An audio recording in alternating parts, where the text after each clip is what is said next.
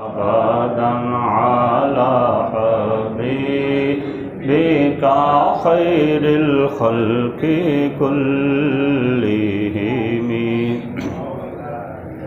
الحمد لله رب العالمين والصلاة والسلام على سيد الأنبياء والمرسلين. أما بعد فقال الله تبارك وتعالى في شان حبيبه مخبرا وآمرا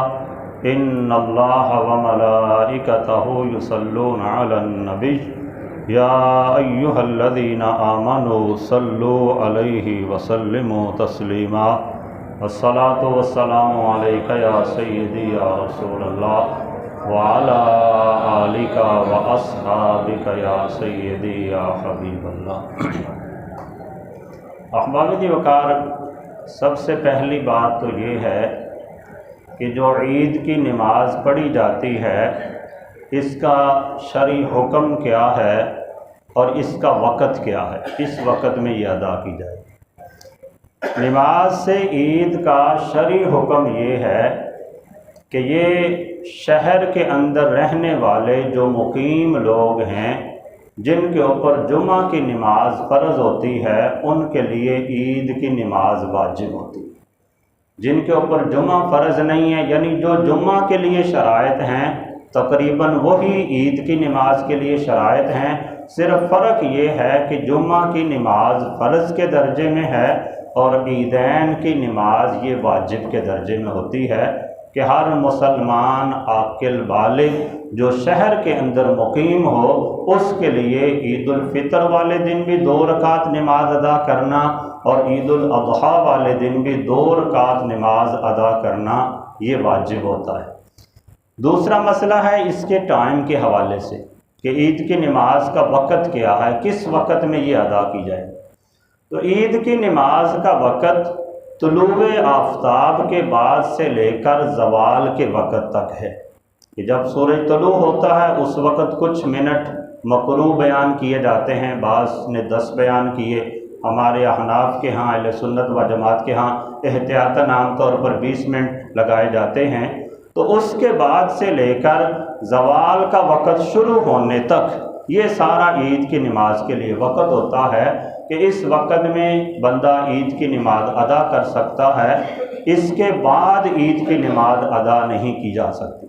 ہاں اگر کسی بندے کی رہ گئی، پورے علاقے میں ہی رہ گئی، تو پھر اگلے دن کے اندر بعض فقہا نے اجازت دی ہے کہ وہ اگلے دن کے اندر بھی اسی ٹائم کے اندر یعنی طلوع آفتاب سے لے کر زوال کے وقت تک ادا کر سکتے ہیں. لیکن اصل ٹائم اس کا پہلے دن، عید کے پہلے دن سورج کے طلوع ہونے سے لے کر زوال کے وقت تک ہے. اس دورانیے میں کسی وقت بھی ادا کر لی جائے تو نماز عید ادا ہو جائے گی. اب اس میں اس کی ادائیگی کا طریقہ کار یہ ہے کہ اس میں 2 رکعت نماز واجب ہوتی ہے اور ان 2 رکعتوں کے اندر اضافی طور پر 6 تکبیریں وہ بھی واجب ہوتی ہیں. جیسے باقی عام نماز پڑھی جاتی ہے، عید الفطر کی نماز میں باقی معاملات قرات، قیام، رکوع، سجود وہ سارے ایک جیسے ہی ہیں. صرف فرق یہ ہے کہ اس میں اضافی طور پر 6 تکبیریں ہوتی ہیں، 3 پہلی رکعت کے اندر اور 3 دوسری رکعت کے اندر. اس لیے اس کی نیت ہی اس انداز سے کی جاتی ہے کہ 2 رکعت نماز واجب عید الاضحیٰ یا عید الفطر 7 زائد 6 تکبیروں کے منہ طرف خانہ کعبہ شریف کے پیچھے اس امام کے اللہ اکبر. تو یہ عید الفطر کی نماز ہو یا عید الاضحیٰ کی نماز ہو، اس کے پڑھنے کا طریقہ جیسے عام 2 رکعت نماز نوافل پڑھے جاتے ہیں ایسے ہی ہے، صرف اضافی طور پر 6 تکبیریں ہیں جن میں سے 3 تکبیریں پہلی رکعت میں اور 3 تکبیریں دوسری رکعت میں. اب ان کی ادائیگی کا طریقہ یہ ہے کہ نیت کرنے کے بعد بندہ ہاتھ باندھتا ہے، حسب دستور ثنا پڑھی جاتی ہے. ثنا پڑھنے کے بعد پہلی رکعت کے اندر قرات شروع کرنے سے پہلے اضافی 3 تکبیریں کہنی ہوتی ہیں. اس کا طریقہ کار یہ ہے کہ ہر تکبیر کے لیے رفع یدین بھی لازمی ہے، سنت کے درجے میں ہے، واجب کے درجے میں نہیں ہے، سنت کے درجے میں ہے کہ 3 اضافی تکبیریں کہنی ہیں. ہر تکبیر کہتے وقت اپنے ہاتھ کو کانوں تک اٹھائے اور پھر چھوڑ دے. پھر دوسری تکبیر کہتے ہوئے ہاتھ کانوں تک اٹھائے پھر چھوڑ دے، پھر تیسری اضافی تکبیر کہتے ہوئے ہاتھ کانوں تک اٹھائے اور پھر ہاتھ ناف کے نیچے باندھ لے جیسے عام دستور کے مطابق باندھے جاتے ہیں۔ اس کے بعد امام نے قرات کرنی ہوتی ہے، مقتدی نے قرات نہیں کرنی، کیونکہ حضور کی حدیث مبارکہ ہے من کان لہ امام فقراءۃ الامام لہ قرات، کہ جس بندے کا امام ہو تو امام کی قرات ہی اس بندے کے لیے بھی قرات ہے، اس لیے مقتدی نے امام کے پیچھے خاموشی کے ساتھ قرات سننی ہے۔ زائد تکبیریں کہنے کے بعد امام تعوذ تسمیہ آہستہ آواز سے پڑھے گا، اس کے بعد جہرن جیسے فجر کی نماز میں بلند آواز سے قرات کی جاتی ہے ایسے ہی بلند آواز سے سورہ فاتحہ پڑھے گا، اس کے بعد کوئی اور سورت ملائے گا ساتھ، اور اس کے بعد دستور کے مطابق رکوع، 2 سجدے اور پھر اگلی رکعت کے لیے کھڑے ہو جائیں گے۔ اب جب اگلی رکعت کے لیے کھڑے ہوں گے تو اس میں تھوڑا سا پہلی رکعت کے برعکس ہے، پہلی رکعت میں تکبیریں پہلے ہے قرات بعد میں ہے، لیکن دوسری رکعت میں اس کا الٹ ہے کہ دوسری رکعت میں کھڑے ہوتے ہی پہلے امام قرات کرے گا،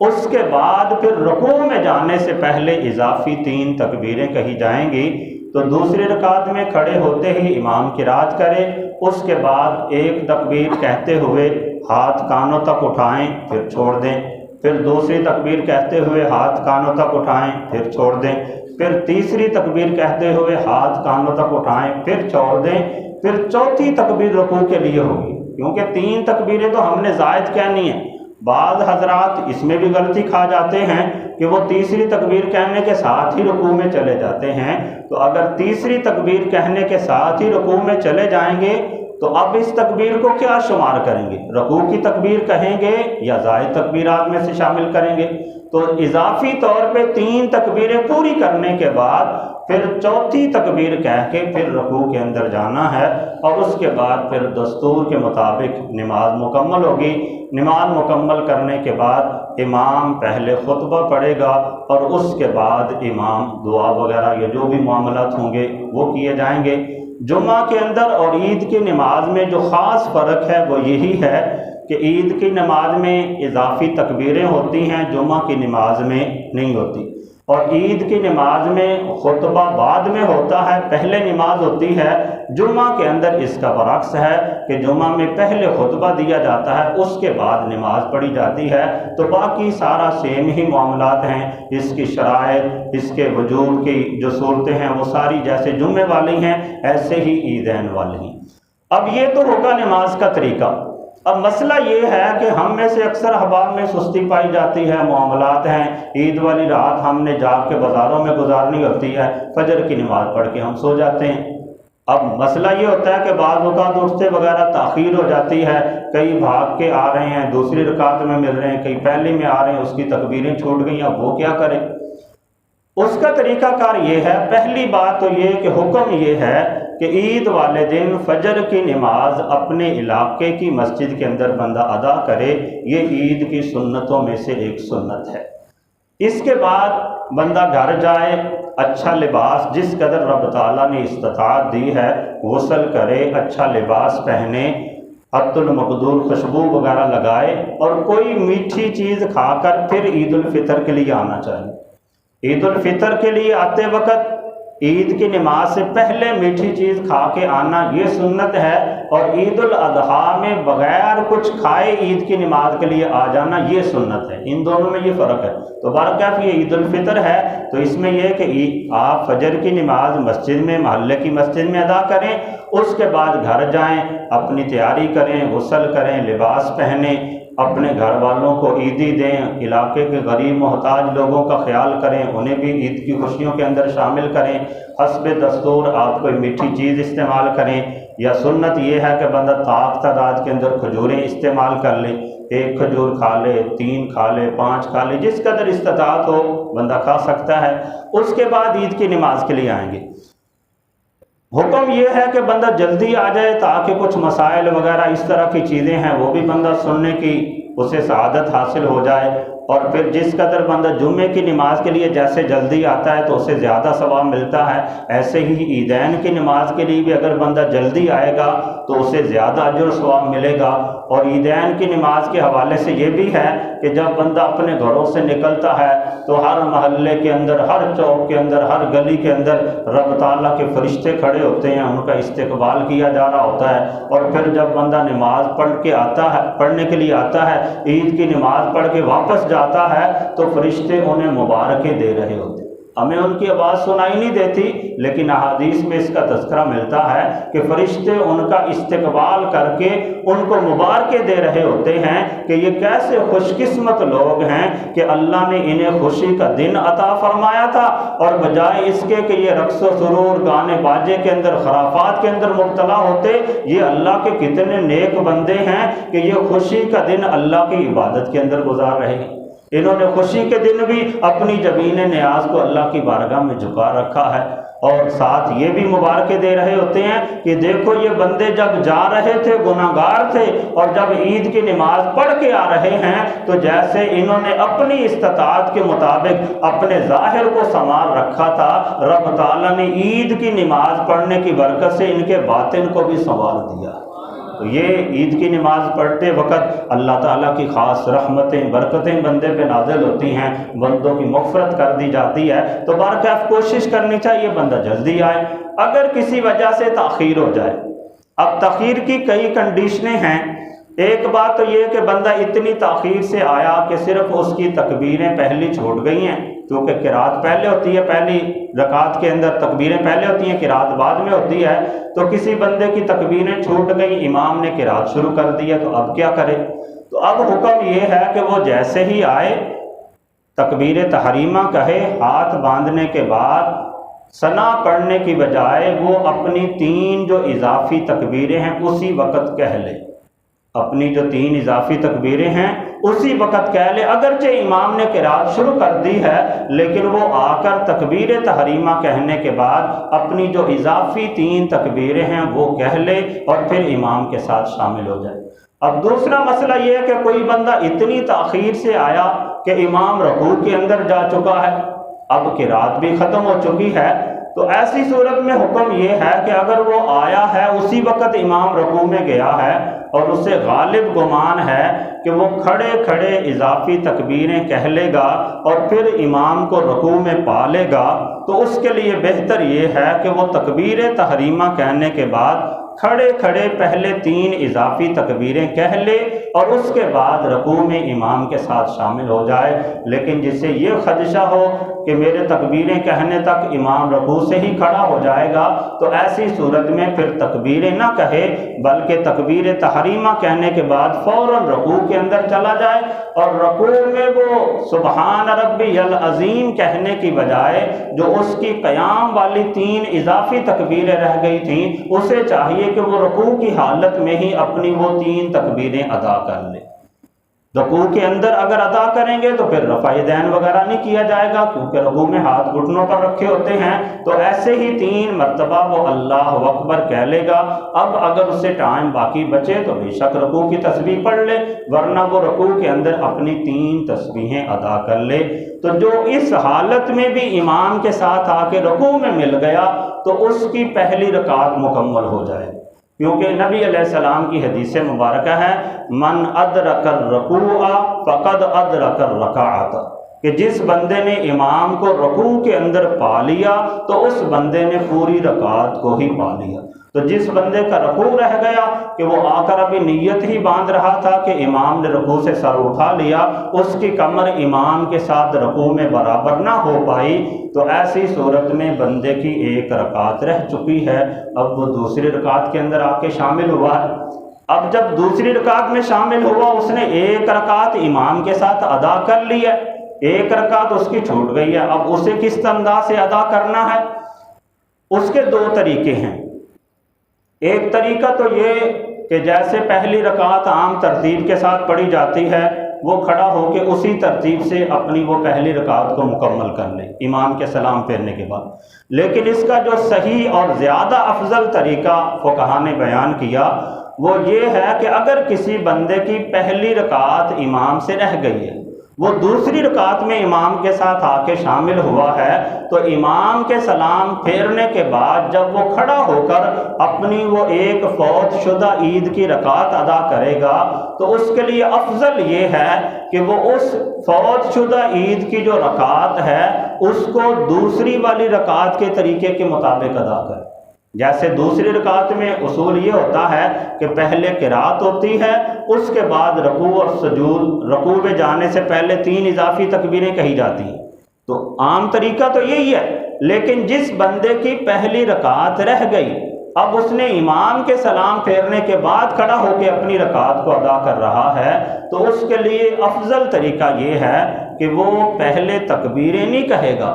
بلکہ پہلے کھڑا ہو کے وہ قرات کرے گا، اور قرات کرنے کے بعد رکوع میں جانے سے پہلے اضافی 3 تکبیریں کہے گا اور پھر رکوع کے اندر جائے گا۔ ایسی صورت میں اس کی گویا کہ دونوں رکعتوں کے اندر قرات پہلے ہو جائے گی اور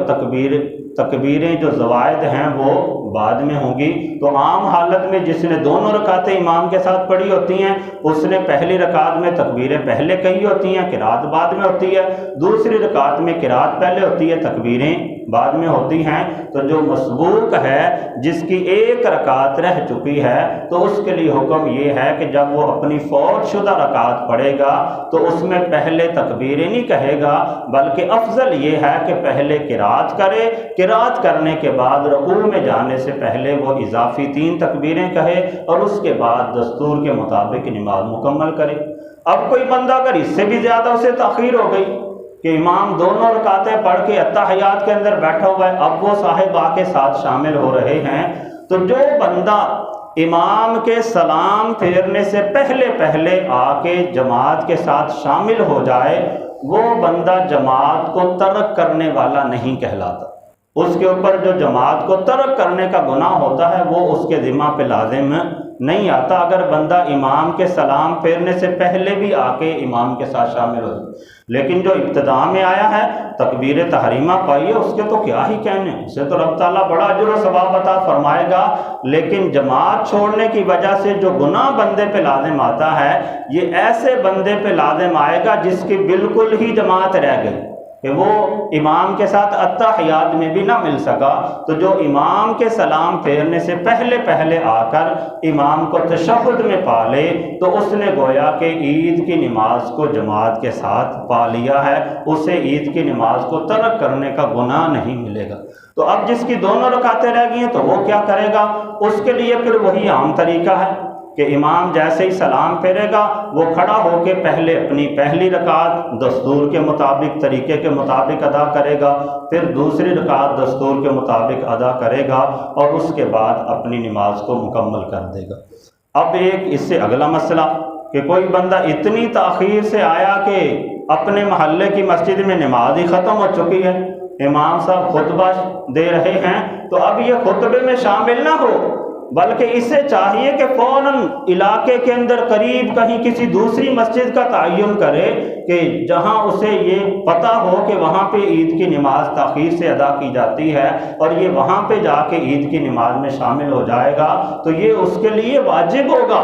کہ وہ ارد گرد کی کسی مسجد کے اندر خیال کرے۔ عام طور پر یہ معاشرے میں ہوتا ہے کہ کہیں 6:15 عید کی نماز ہو رہی ہے، کہیں 8:15 تک، کہیں 9 بجے تک ادا کی جاتی ہے، تو اگر اپنے محلے کے اپنی مسجد میں سے رہ گئی تو بندہ عید کی نماز کو ترک نہ کر دے، بلکہ اس کے لیے واجب یہ ہے کہ وہ کسی دوسری مسجد میں جائے تاکہ اس کا یہ واجب نہ چھوٹ جائے۔ اگر کسی بندے نے خدا نہ خواستہ بالکل ہی رہ گئی تو اب یہ اس کی قضا نہیں ہے،